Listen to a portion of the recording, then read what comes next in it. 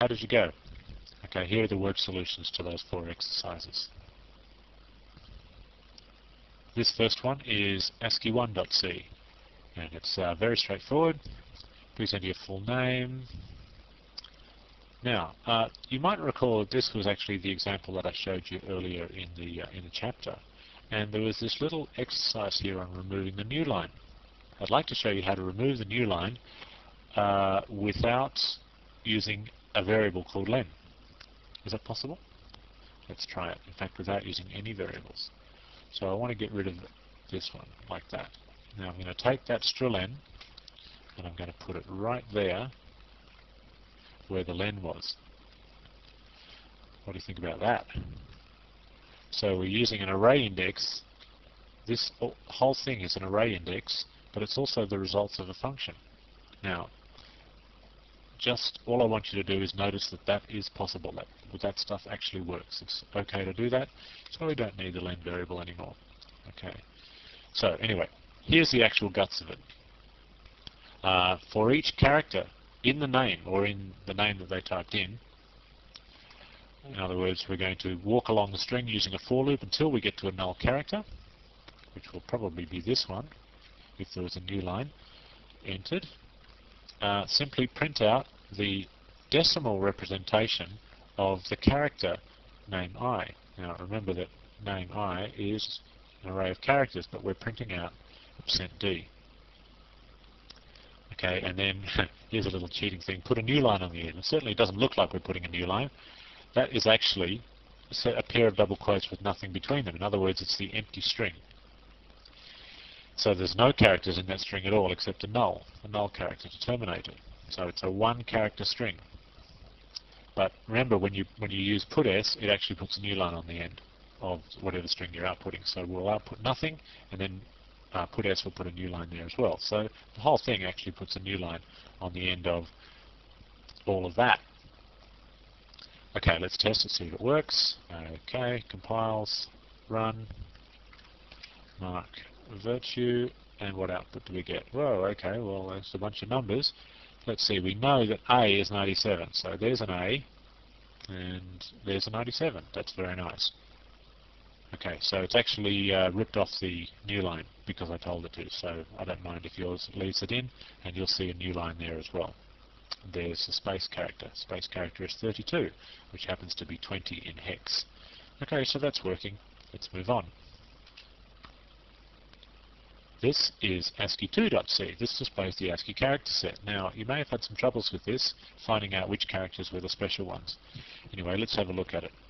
The ASCII character set, and we're going to print from 0 to 256, or from 0 to 255, which is 256 characters. Now, notice that this is an integer.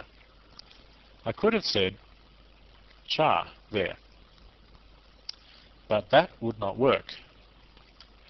I'll tell you why it wouldn't work. It's a bit tricky. It's a bit tricky to explain, but see if you can bear with me here. Char, the actual data type char, can only possibly have 256 different numbers in it, and they go from 0 to 255. Well, technically they go from -128 to 127, but for the purposes of this discussion, pretend that they go from 0 to 255. So we're going to start with 0 and keep adding 1, and we'll get to 255 and go through and do all the stuff that we need to do for 255. Then we'll come back and we'll add 1, won't we? We'll add 1 to a number that's already the largest number that it can possibly be. So what happens? What happens when you add a number to the number that's already the largest it can be? Well, if you don't know, it actually wraps back round to the lowest number that it can possibly be, which in this case is 0. So it'll wrap back around to 0. So 255 plus 1 is 0. So now we'll go back to here and we'll find that this is 0 again, and this condition is true. So we'll keep going in the loop. In fact, we'll never be able to get out of the loop because I can never possibly be greater than or equal to 256 because I is only a char, and chars can never be greater than or equal to 256. Okay, did you understand that? Hope so. Let's move on. Now, I'm going to make sure the special characters are not printed. In place of them, I'm just going to print a space, just to make it look nice. Okay, and here are all the special characters. There's all the ones that are mentioned in the C reference manuals. There's another one actually called the bell character. I don't know if any of you have actually noticed this, but when you print out your output, your computer makes a little beep, or a little ding, or something like that to indicate that the bell character got printed. It's funny, there is a bell character. I think it's character number 7 from memory. When you print it out, your computer actually makes a noise. How can that be? Well, it just is. Just learn it and know it. Now, I don't know what these two are, but they certainly screw up the output, so I've just made sure that I don't print those out as well. Instead, I'm going to print out a space, or in fact 2 spaces, because I want to put a space between every character. And then, if it's not any of those characters, then I use this, which I simply print out the actual character represented by the integer I, which is fair enough. That's the whole point of the exercise. That's what we're trying to achieve. Now notice I use a switch statement here and not a series of ifs. I could say if I equals n, or I equals r, or I equals t, or I equals f, or I equals b, or I equals v, or I equals 26, or I equals 27. Now that's a very long if statement, probably be quite cumbersome to write. This is much neater to write, as you'll notice if you tried that.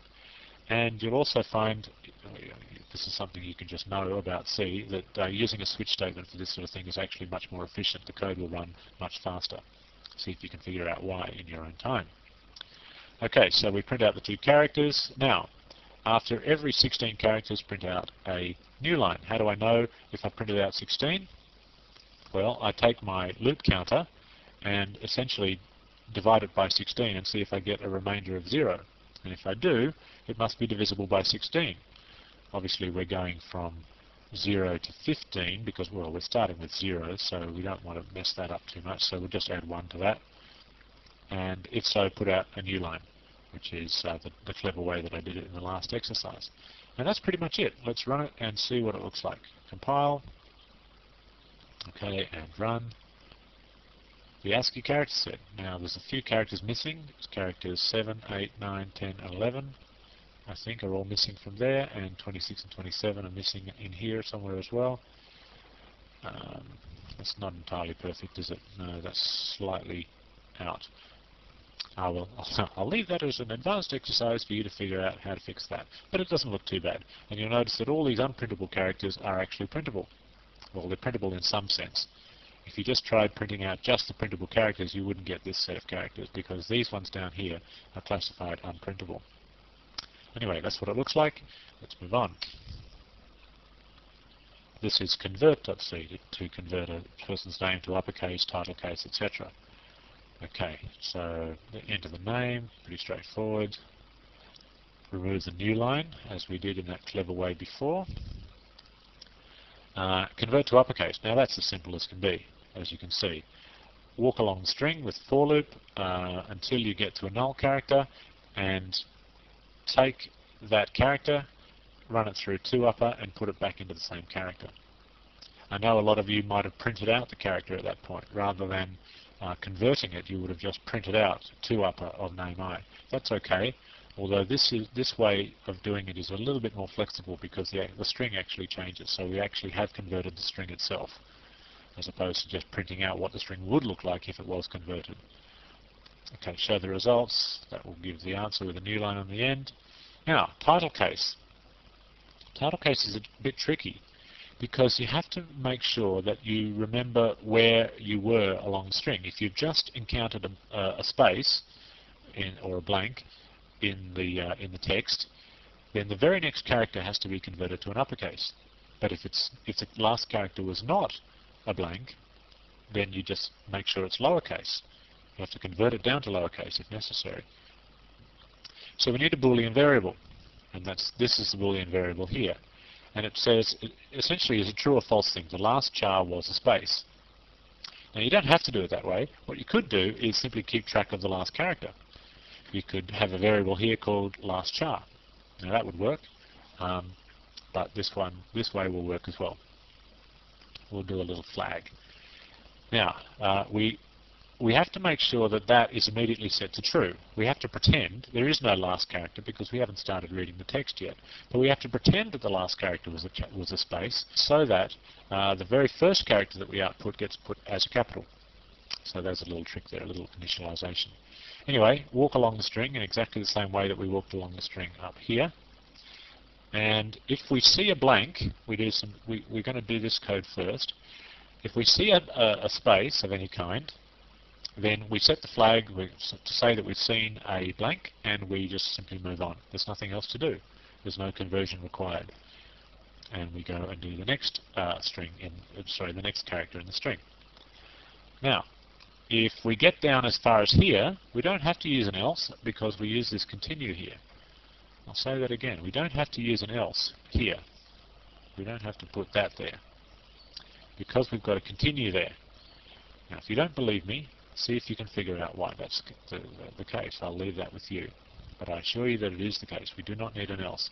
If we get to here, then we couldn't possibly have anything but something that's not a space. So now we'll check to see what the last character was. If the last character was a space, then convert the current character to uppercase. Otherwise, convert the current character to lowercase. And obviously make sure we don't forget this bit, which is to say that this character is not a space. Okay, that's all there is to it. Again, just print out the output. Let's compile that and run it. Please enter your name, Mark Virtue. Okay, I'd like to try that again. This time I'll mix up the case a bit. M-A-R-K-V-I-R-T-U-E.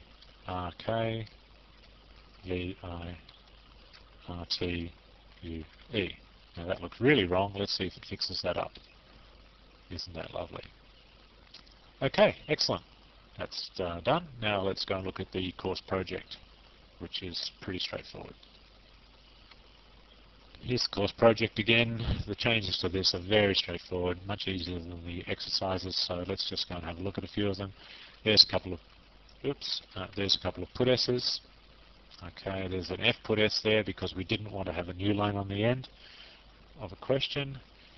We used a scanf there. I could have used a get s, but I would have had to read it into a string and then just examine the first character of that string, and I didn't really feel like doing that. Notice that I'm just simply doing this now. If the type converted to uppercase is a capital Y, then we break. Otherwise we don't. And put out a new line. Again, in that clever way. We've got an f put s there. We've got an f get s there.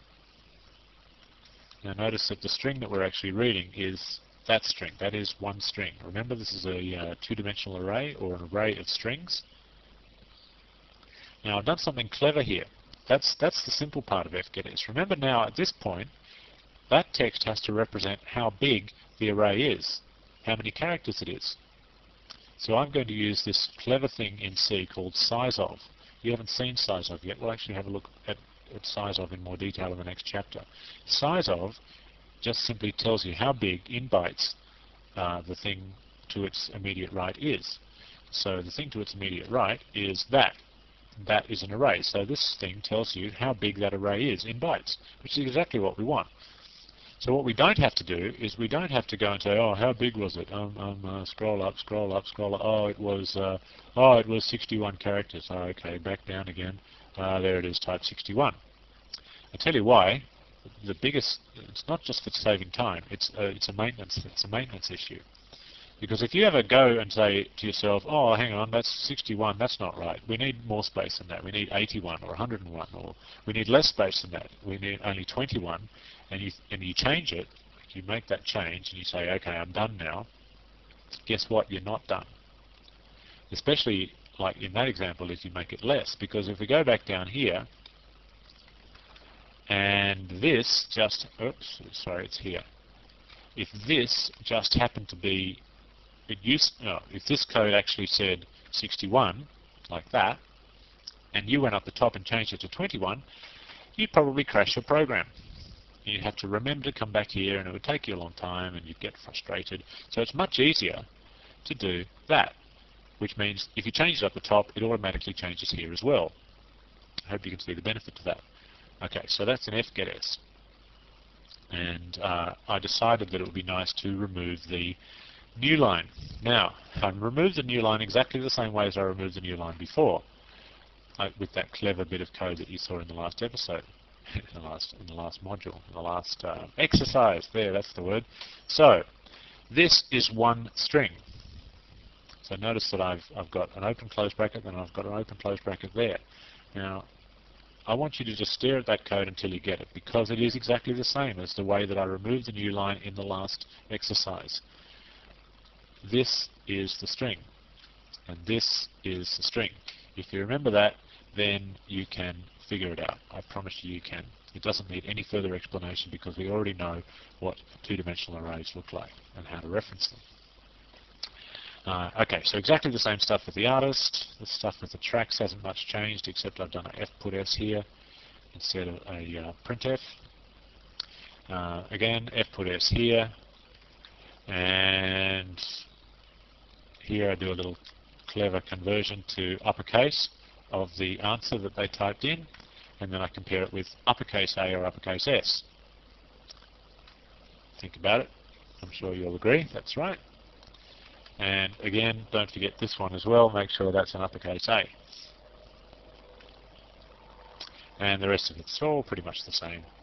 Blah, blah, blah. The odd put S can be used here when we're not doing anything clever. We're not using any %Ds or %Ss, so I can just use put S because it's faster. There's another one there, another one there, another one there, another one there, and that's it. Pretty simple. I told you it was simple.